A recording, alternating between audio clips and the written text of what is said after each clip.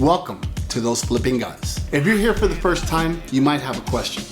What are these sessions all about? Real estate. Being taught by those flipping guys, two experts that are in the business and successful at it. You will have an opportunity to not only engage, but get involved and talk to them. Even if you have questions, hold the questions to the end and then bring them out and you'll get your questions asked. This is why we love doing these webinars, because it's interactive. We get to meet you, you get to meet us, everything comes together. The first step is total immersion. It's a lot easier when you go to a seminar or workshop in the live setting. However, now that you're in a webinar, there's a bit of a disconnect. If you want to feel the change and experience the growth, you must get involved. Turn off your phone notification and find a place where you can be alone for the next 30 to 45 minutes. And remember to always take notes, because 80% retention comes from an action. The more you put into learning, the more you will get out. Time to interact and ask questions. Members get priority, however, we encourage for everyone to get involved. We prefer people that want to go live, so if you have a question and you want to go live, all you have to do is put the word live in your Q&A box below, and we'll set you up on the queue. If you're not comfortable going on screen, you can go on audio only and ask the question. This is an interactive webinar where we'll have Q&As, networking opportunities. Just make sure to get involved. And for those of you that have noticed the record button up above, it's not that we're recording you, we're recording the session for those that want to come back, especially the members, to see pre-recorded sessions. If you're going to be in a place where you can watch your smartphone or your computer, you can always call in and listen to the session. Without further ado, let me introduce to you two good friends, business partners, and real estate experts, Gene and Angelo, those flipping guys. Somebody makes $25,000. Is that a bad deal? This is Gene. I'm glad we put it for the higher price. This is Angelo. They have been flipping homes since 2001 and have flipped over 3,000 properties. They buy houses for cash. All done, baby. No scripts here, no setup scenes, just real guys making real deals. We're nice guys. No matter what your ultimate lifestyle looks like, you have to find a way to fund Who it. wants to make some moolah? So if you're ready to earn money, balance your life, and live your dreams, meet those flipping guys. All right, today's topic is what makes a good deal a good deal. So deal analysis. We're going to go ahead and do the analysis, go through the questions. We have some good information. One thing before we get started, I want to make sure that you guys really interact and ask questions. Don't be afraid to ask questions, because maybe there's a question there that is not laid out in the information we have for you today, and we would like to answer those questions. That's one of the things I love about these guys, that they're real, down to earth, and if they don't know the answer, they'll tell you, I don't know the answers. The problem is that they mostly know all the answers, and I'm not just saying that. These guys are really good at what they do. I mean, and the growth that I've seen in their company in the past 2 years has been amazing, where people have been complaining about the economy and how real estate is going bad, and when it was going bad, they were already doing good. So again, we're ready. I'm excited. You want to introduce yourself, Gene, Angelo? Yeah, hi, I'm Gene Schroeder. And I'm Angelo D'Alessandro. Thanks for tuning in. Let's start with, why is it important to check public records first? Okay, so today we're going to talk about deal analysis and everything that we go through to actually evaluate an opportunity. We get 30, 40 different opportunities that pop on our desk every day, and we need to get right to the juiciest deals, the deals that are going to be able to make us money, either by being able to wholesale it, meaning where we get it under contract and we flip it to another tier investor, or where we're willing to close on it, renovate it, and sell it, or if it's just a good deal for us to buy and keep as a rental property. So there's all these deals, they vary, and we have to figure out, we have to evaluate them, and then we go ahead and we put them in their proper bucket on the for their what we need to do to sell the property, our escape plan on each property. So that's what we're going to be talking about today. And as Bert had just mentioned, one of the first things we do is we go to public records to verify what's being advertised about the property, or what we're being told about the property is actually accurate. You wouldn't believe how many times somebody says, hey, I've got this deal, it's a 4-bedroom, 2-bath home, it's in okay condition. And then we go to the public records and we realize it's not a 4-bedroom, 2-bath home, it's a 2-bedroom, 1-bath home. Okay, and that's not a good thing, where they say that they're the owner of the property, and they're not really the owner of the property based upon public records, where they say it's a 2,000 square foot house and it's only a 900 square foot house. And so we go to public records usually whenever we see an opportunity that looks a little bit interesting. We immediately go to public records and verify that what we're being told about the property is actually true and legitimate.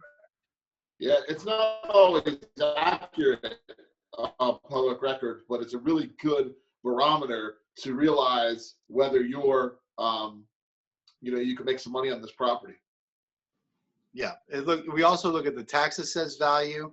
We look and see how much was paid for it, how long it's been owned, just a lot of different things that we're looking for to see that the public records can tell us. A lot of times it can tell us the lot size.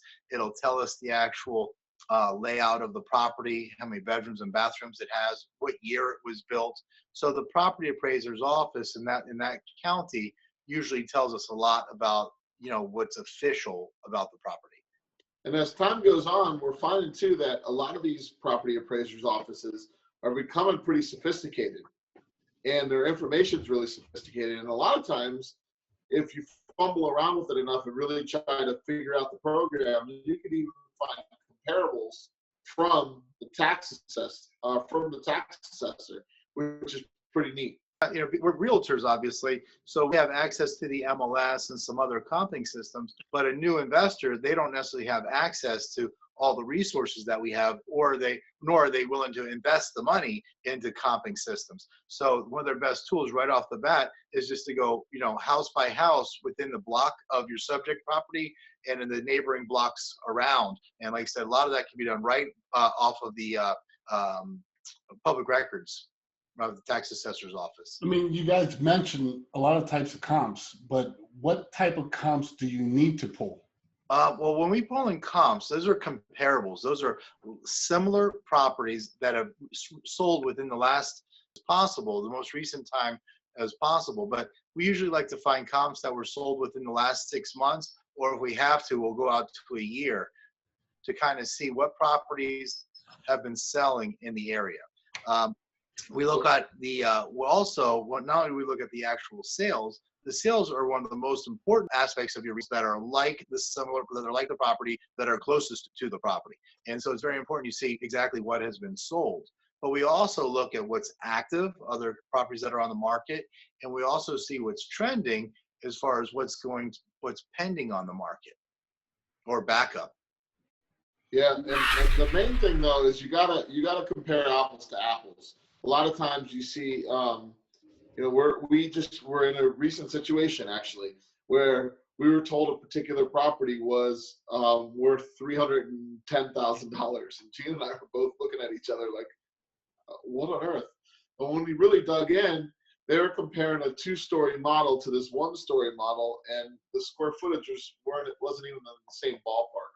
So it's important that you make sure that when you're comparing these properties, you're either comparing the same size or smaller properties, because if a smaller property sold for a lot more money, then that's a good thing also. But apples to apples is completely the way you have to do this. Sure. The other thing that we look at when we're looking at comps, we're trying to find, especially if it's in an area that we don't know, we're trying to see trends. And sometimes, a lot of times we look at properties within a half a mile of our subject, or sometimes you have to go out to a mile and sometimes even farther out.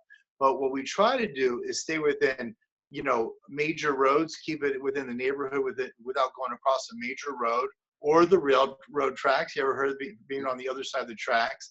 That expression is true. Is like things can change just from one block to the next. And so we try to find out if this certain neighborhood has a sweet spot, or if you can actually go out to a mile and it's all the same kind of houses for miles and miles.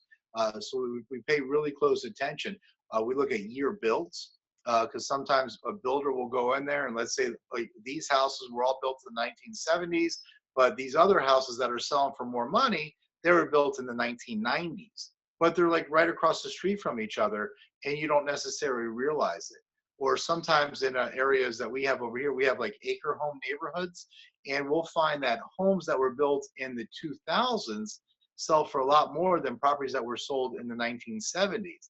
And one of it is because the architectural style, that the newer houses have higher ceilings, 9, 10, 12-foot ceilings, where the older homes, they have your standard 8-foot ceilings. So these are things that you have to watch out for, because you can go and comp a property, do really good, and then realize that these houses are different, even though they're within a half a mile, they're similar square footage, but these houses are built out of different materials. Sometimes they're wood houses, and sometimes they're block houses or concrete block houses, and so they have different values based upon that. So it's really important when you're looking at comps. You have to look at the territory. Don't cross any major highways or railroad tracks. You want to make sure it's whether it's a gated community or a non-gated community. You want to find out if it certain houses have like down here in South Florida, barrel tile roofs or clay roofs. Those houses can be maybe a little bit more money sometimes than houses with shingle roofs, and it's just because the architectural style. So it's just things you have to really pay close attention, or else you can end up paying too much, or worse, miss out on a good deal. So what is the ideal time frame for comps, you would say? You want to make sure your comps are within 6 months and no later than a year. And most of the time, an appraiser isn't even going to be able to use comps that were longer than 6 months, but they find a way to maybe justify it. But when you're buying it, you want to be based upon the most recent comps. Back when the market was crashing back in 2007 and 2008, properties, were selling for, a lot more money in 2006, but in 2007 and 8, man, the values were plummeting. So if you had been using comps from, a year or two back, your values would have been totally off. What's the difference between retail and wholesale comps? Well, a lot of the biggest mistake people make, and we hear it all the time, is, we'll tell them a property's worth $250, and they'll say, oh, well, I saw comps that they were 175 or 180. And what they're referring to is distressed sales. Maybe it was a short sale, or the property was banged up. So the difference between wholesale and retail comps is, there's a lot of deals sold out there that are distressed. Either they're bank owned, or like I said before, short sales, or they are in need of a ton of repair, and they end up selling for less than the retail value, the real value of the neighborhood. So when you're looking at comps, make sure you take them into consideration. Is it a bank owned home? Is it a short sale? Was the house dinged up really, really bad? Because that is not your comp. Your comp's the house that has the granite, has the nice floors, it's updated, new roof. And when those houses are selling for $250, that's the value of the neighborhood. The neighborhood's worth $250, not the value of the short sale that's all dinged up that sold cash. So just look for real FHA financeable deals in the neighborhood, and that's usually your comp. Yeah, and also, like, if you see there's a pattern of cash sales, usually those are cheaper investor deals where the buyer was intending to buy it, fix it up, and sell it, or just get a very good deal on it. So absolutely, you want to pay close attention, because you want to pay close attention to the state of the property when it was sold. If it was distressed, well, it was probably sold at a discounted price. And if it was in beautiful condition, it was sold at the top of the market. What you don't want to do is take, apples. Those are the houses that are in like beautiful condition that sold for, say, $300,000, and compare them to the oranges. Those are the houses that were dinged up, distressed, foreclosed, that were selling for $200,000 to $230,000, and just take those values and average them and say, oh, well, the houses are worth $250,000 in this neighborhood. That's the average. But that's not the case. You have to do it in clusters. You have to compare your apples to your apple or properties, and your oranges to your oranges, the investor price properties, below the $230,000 mark, hypothetically. And also really look into the pictures on the property, because if you don't take the time to really look at the pictures, you're either going to make a mistake on being too conservative because you're missing out on a good deal, or B, like the other day, Gene and I went to go look at this house down in Miami, and we just didn't know what it was. And it had these slanted roofs, and it wasn't comparable to all the other properties in the neighborhood. So we ended up passing on it. So you have to be cognizant of what these homes look like and really study the pictures and what the other ones look like and drive the comps and really, really put your time in. Sure. Yeah, what Andrew's alluding to is we looked at a house, and it was like in a nice neighborhood where the houses could comp for $700,000, $600,000, and $700,000. And based upon its square footage, I think it was over 4,000 square feet, and the lot size, that's where a 4,000 square foot house on 2 lots would sell for in this neighborhood, say 650,000. But then we get there and we realize, man, this is just a weird house. And the only thing that we really thought valuable about the property was the land. And so that property there would be something we would have to tear down because there was nothing we could do. There was no remodeling that we could do to the house to make it look normal or saleable to the average buyer. There might have been that weird buyer out there that would have loved it. It would have been a very unique, and they probably would have paid the price. But we just felt that the buyer pool and the $600,000 price range for that unique of a house, we just probably wouldn't be able to turn it fast enough. So we passed on the property. Something else I want to talk about too, when it comes to comps, is not only do you have to look at sales, but you have to look at active properties in the market, because we even have a situation right now. We just bought a property, and we felt it was valued at $270,000. There was nothing else on the market. We renovated the house beautifully, and we put it on the market, and lo and behold, 3 other properties pop on the market at the same time. And you've got one investor just trying to undercut the next investor. So though this property very well should appraise for close to even $300,000, now we're finding ourselves kind of competing with other people that are discounting the price. So you have to be very careful. If you can find a deal, and you say, wow, the comps say it's worth say $280,000, but you can easily replace the property in nice condition for $260,000. The same thing goes for pending deals. If you have a neighborhood where you have a bunch of properties, and I remember years ago, we were working with the guys in the office before he actually worked in our office, and he brought us a deal. And, we evaluated the deal. We looked at just the closed sales, and we looked at the active sales. And we said, wow, this is a great deal. But one thing we didn't notice, and he pointed out to us, was that one of the pending sales was higher than the actives and the closed sales. And that was going to be the property that was closest to what we were selling.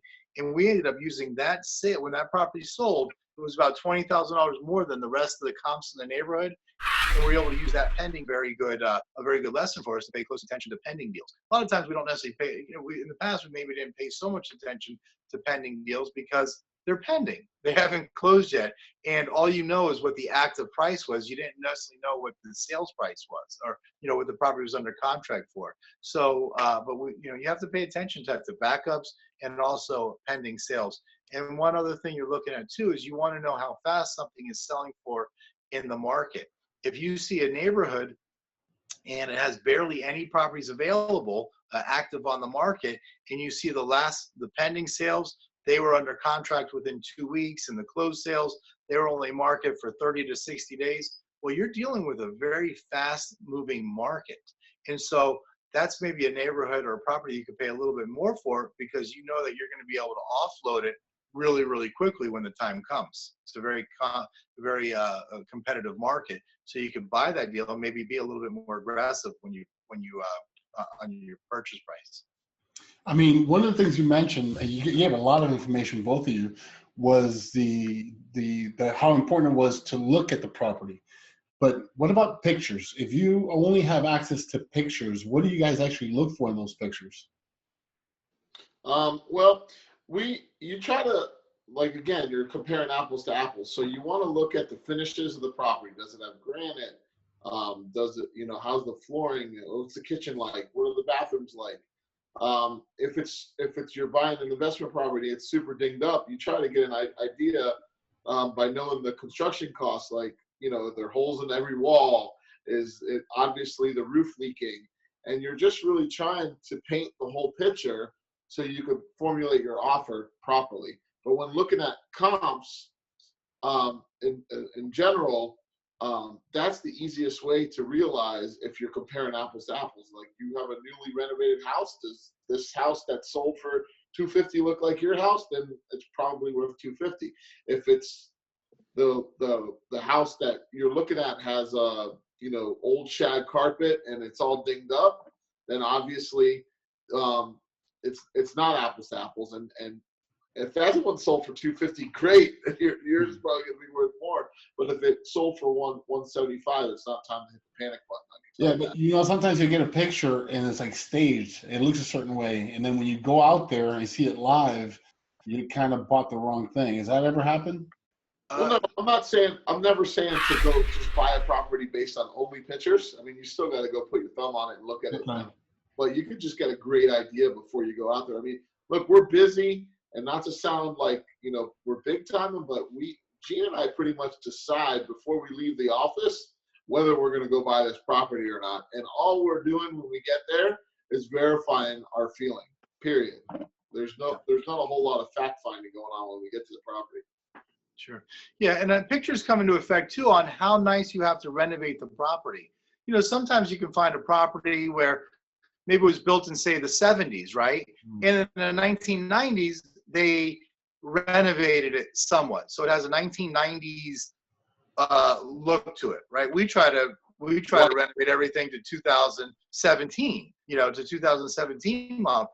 But sometimes if you can just get away with maybe just changing a vanity, and leaving the tile, well, that saves you a few $1,000s. But you see that the other property you're going to be competing with when you market it was like totally decked out. It's got the granite and the brand new bathrooms and the brand new tile and the new flooring. Then you're like, oh, wow, we really need to step up our game for our house to be competitive. Because if not, somebody's just going to think even though it's renovated, they still got to go in and renovate it more. Yeah, no, that's great answers. It makes sense. But then you have that other group of people that say, well, what if you can't find the comps? That they're concerned they're not finding comps. What advice would you give them? Yeah, I mean, that's the reality. Is there's some neighborhoods that it's hard to comp. It's hard to get a value just based on looking at your computer screen. So one of the things that we do a lot of times is, especially here in South Florida, it's considering the construction market is starting to boom again down here in terms of building single family houses, is you look at replacement costs. If you can buy the property for way less than what you could build a property for, then it's probably a deal. Right now the average cost to build it's called $100 a square foot. If you're finding a property that you're paying $50 a square foot or $65 a square foot, that makes sense, regardless of where the comps are. So that's one way. Another way, a lot of times in South Florida too, is you can't, when you're selling multifamily stuff like duplexes and fourplexes and triplexes, there sometimes aren't a lot of comps. So one really easy way that we comp that is it's the income approach. And we use what we call the 1% rule. So if a property's bringing in, call it $1,000, 1% of that would be that's $100,000 property in our mind, regardless of what the comps say, because that's what type of loan can sustain that type of income. So that's another way. The second way, and the last way, a lot of times too, and I'll have Gene elaborate on this one, is we always go with our gut feeling on properties, really regardless of what the numbers say. A lot of times there's some things we just we'll pass on. It doesn't feel right, and that's a human instinct, and that's your department, Bert, not ours. But you can't ignore your feeling and your gut feeling. So that I'll have Gene elaborate a little more on that. Oh yeah, I mean, we look at properties all the time, and back in when the market crashed, the market crashed because there was a lot of fraud, and there was these houses, and they were using comps from a different neighborhood, or they're going out so far. And if unfortunately you got kind of stuck with a house that you overpaid for, there might have been some fraud that was invested. So if you look at a property and you go, man, I cannot believe that people are paying this much money for this property, well, you probably shouldn't either. That probably doesn't sit well with you. But it also happens many times where you look at a property and you go, man, no, this is just a neighborhood where nobody moves. It's got young families. They've been in here for a long time. Nobody's moving. Gosh, I just don't have any comps. And so what happens is you kind of compare it to a similar neighborhood that you've done business in. You're like, wow, this reminds me of we're in South Florida, Cooper City neighborhood. Wow, this is maybe not as nice as Cooper City. Cooper City's selling for this much money. Sometimes even when the numbers say it's a good deal, if you're not feeling it, man, don't do it. There's just maybe something you don't know about. But there are other neighborhoods. Like we've got some really cool neighborhoods down in South Florida, like Hialeah and Little Havana. And not to disparage anybody that lives in any of those neighborhoods, but I got to be honest, a 2-bedroom, 1-bath, 900 square foot house that's selling for $210,000, with a little flat roof. It's like, wow, man, that's a lot of money for that little neighborhood. It's kind of, I wouldn't want to spend $200,000 when I could spend $200,000 in Broward on something maybe that's a little bit bigger or a little bit nicer. But those are when you can see those comps over and over and over again. Well, then you believe them, and there's something special about those neighborhoods, and it makes sense once you put together some of the intrinsic value in those neighborhoods. Also, the community, the families, there's a lot of things that are intrinsic about living in those two communities that people pay more to stay in those pockets, even if they can buy bigger, nicer houses in other markets.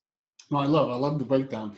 We're about to come into the close, and if there's anyone that wants to ask a question, please raise your hands. This is the best time to ask a question. I'm going to ask them one more question. We're going to go into one more little talk, and as soon as we're done, we're going to end the session. However, if you have a question, please do ask a question, because that's how other people learn while we're doing this. When you're saying gut feeling, man, I believe that comes from experience. That comes from, playing the game for a while, and you guys have mastered it. So there'll be something, because I've been out there with you when we're filming, and I've seen things like, oh, did you not notice this? Did you not see that? And Angie says, yeah, but look, the wall's falling apart. And I'm looking at the wall, it looks perfect to me. Right. So you guys get that gut feeling, and, Angie says, Bert, you know more about that. I believe that comes with experience. The more you learn and surround yourself with people like these two guys in the industry. When I wanted to become a great speaker, what did I do? I surrounded myself with some of the best speakers on the planet. And these guys are some of the best real estate agents on the planet. And I'm going to say that because I can. And it's not just because they're that good, it's because they're real. And they're sincere, and they're out there to make sure they don't take advantage of anyone. They don't want to be taken advantage of either. But it's important to find people like that. So, I'm going to talk about a little mentorship program that we have. I mean, there's people in the room right now. I'm watching you. Come on, don't sit there and think about it. If there's one question that you want to ask, this would be the perfect time to ask. Or at least give them credit, celebrate them, tell them how good they did. All you have to do is say yes, raise your hand, and somebody's doing it. All right, we got somebody. Okay, this person is interested in finding funding sources for current deals and future ones. So I think what they're trying to ask is they're looking for ways to fund their deals. They have opportunities, and they want to find out if somebody can help them fund their deals. Is that correct? Yeah, that's what they are asking. Okay, great. Yeah, I mean, there's tons of, the market's amazing right now. These lenders, there are lenders that are back. I mean, we hold a real estate investor club meeting called Weston Rain, Weston Real Estate Investors Network. It's right here in Weston. We actually had a meeting today, and it's amazing. I mean, so many people are willing to lend money. I mean, there's 60 people there, and we probably, 5 or 6 or of the people were there willing to lend money to investors on good deals. So depending upon the market that they're in, all they got to do is Google private funding, hard money, hook up with a local real estate investor club in their area, their county, their city, and they'll be able to find sources for hard money right off the bat. Now, keep in mind, I mean, you might have seen things on TV where no money down deals, and we do things like that ourselves. But I'm not going to tell anybody that's breaking into business that you're going to be able to do this business with no money out of pocket. Anybody that does tell you that, I mean, they're just a scam right off the bat. It's true, there are ways of doing it, but man, for your first deal, you'd be very lucky. You'd be very lucky if you could pull something like that off. So.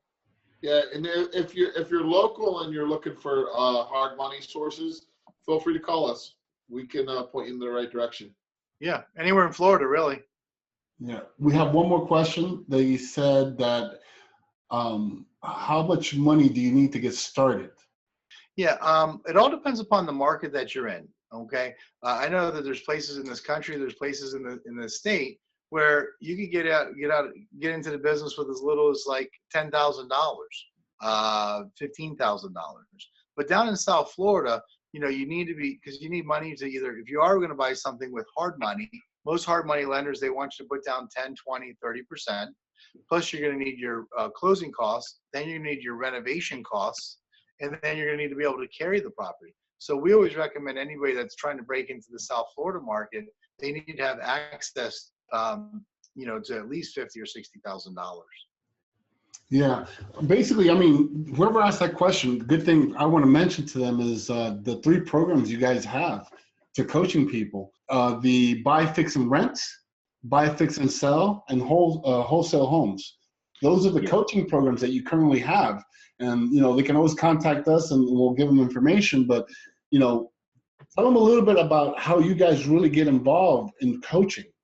Well, sure. Well, I mean, if you're looking to out of the business, one of the things that requires the least amount of money, but is probably the hardest thing that we do, and that's the wholesaling real estate. Okay. And when people talk about no money out of pocket deals, that's kind of what they're talking about: wholesaling properties, where you go and you get a property under contract, and then you try and find another buyer quickly. So we can help you build your wholesaling portfolio. You learn how to wholesale. We could teach you how to buy, fix, and sell, and we could teach you how to buy, fix, and hold also. And if you're in South Florida, you come into our office. We can meet with you and sit down with you. If you're outside the area, just give us a call. We can either help you, because if you have an opportunity, we may be able to buy it from you directly and make you money by doing that. If you have an opportunity and it's somewhere in Florida, we might be able to help you sell it and partner with you on that particular deal. If not, we can just help you point you in the right direction. And if you want true mentoring, where it's a couple times a week, we're actually speaking with you and coaching. We have a program for that. If you say, listen, I'm really serious, I really want to make this my full-time profession, then we can help you with that too. All right, great. I think that we covered everything. I mean, one more thing is, for those of you that enjoyed the session, I'm going to ask for a hands up. But besides that, I'm going to ask you to think about joining. It's really affordable right now. We have a special price. We'll give you the information at the end. And it's $19.95 for 1 month. And it's going to be awesome, because you get all this information. You become more comfortable as you come in, and you get to know them a little more, that you can actually ask them even business deals that you're working on. And this would be like your perfect time to have a little taste of the coaching. Right now, they just went into coaching. They just went into telling you some of the stuff that you could do and should do. So, think about it. Make sure that you share. Next time that you see this going out, we're going to be back in 2 weeks, and we're going to have another free session. And we want you guys to look into it, because the membership, once you get the membership, you'll still go see some of these live, but these aren't going to be free and for much longer. Number one. And number two, there's a back end to this program. And in the back end, you're able to see pre-recorded sessions. You're able to see some forms, some applications. I mean, there's a bunch of stuff in the back end, and we'll tell you more about that once you are interested in joining. But make sure that not only do you attend the next one, that you invite as many people as you can, even everyone in your office. Remember, think about everyone in your office knowing the same thing. Instead of trying to compete with them, working like competition, working together, everyone wins. Does that make sense? So, again, I think it was a great session. I want to thank you guys for taking your time off. I know right now you're extremely busy. They're in the middle of producing a reality show besides their own reality show, and they always take time out to connect with the people that really care about real estate. And that's one of the reasons that you see me stick around. I mean, I surround myself with great people, and these guys are great. And they're not paying me for this, by the way. No. Well, thank you, Bert. We really appreciate all the kind words and everything you guys do for us over there at Bose Studios. You guys are tremendous. Love you guys like family, and thank you very much for nudging us to start doing these webinars.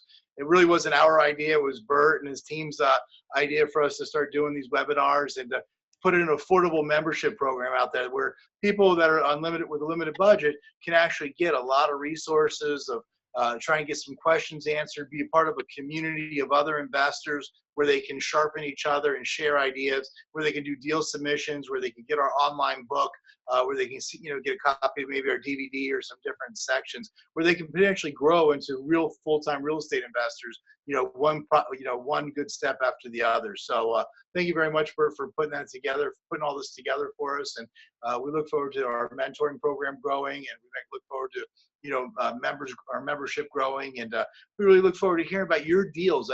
One thing we really want to hear about in the future is I want to hear about, hey guys, I used your advice, I did this, you sold me, you told me this, and I used it, and this really benefited me. I can't wait to start interacting more with our viewers and getting some feedback and positive feedback, because the more you give us, man, the more we're going to give you, and man, we're really excited about your success. Yeah. So, Ange, what's your final? I echo what Gene says, but I don't want to miss the fact that you said we've been preparing the backside for some time now. I think that's a very funny thing. Yeah. So let's. I want that quote. I want that video snip. Listen, Barn Man. I just love your backgrounds. They always change. But by the way, what you're seeing here is exactly how we work together. We've been doing business for over 2 years now, just about. And this is exactly how they are. This is not a script. This is not, no gimmicks. This is it. This is how these guys are. I mean, you should have seen the sign that they had up for you, but I told them to put it down. Go ahead, Ange. Go ahead, Ange. Show them who the good-looking one is. The hot one. Oh, yeah, by the way, if you sign up for our membership, you'll get one of these really cool pens. Oh, no. It's probably reverse on the screen. I'm sorry. All right. So maybe you can see that. Thank you so much. We'll be back in 2 weeks. Send us an email. Let us know if you really liked it. And we actually have packages for offices too. So if you have an office of 4, 5, 10, 15, 100 people, we do packages where now your sales team and everyone there that's interested in learning some of this stuff, they can learn while they're riding around instead of wasting time listening to music. And they can listen to these podcasts because that's what they're going to convert into and take the information in. So please don't hesitate to get real life tools in the making, fresh, every other Wednesday. So we're really excited about this. We thank you very much. And I guess we'll see you in 2 weeks. So, and Tim Ferriss and Joe Rogan, we're coming after you in your podcast. So let's give them an ending, okay? My name is Bert Oliva. Remember to live life and don't let life live you. Go ahead, Gene. Thank you. Yeah, Gene, tell them how you're going to beat up Joe Rogan. Let's hear it. All right, guys. I'll see you soon. I just want to come in here and thank you for being a part of this session, getting involved and participating. We love serving you.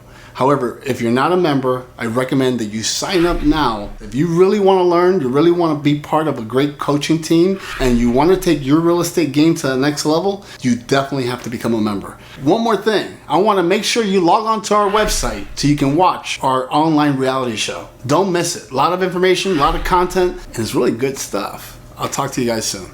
Register online today and join us for all new interviews and topics. Only on thoseflippingguys.com.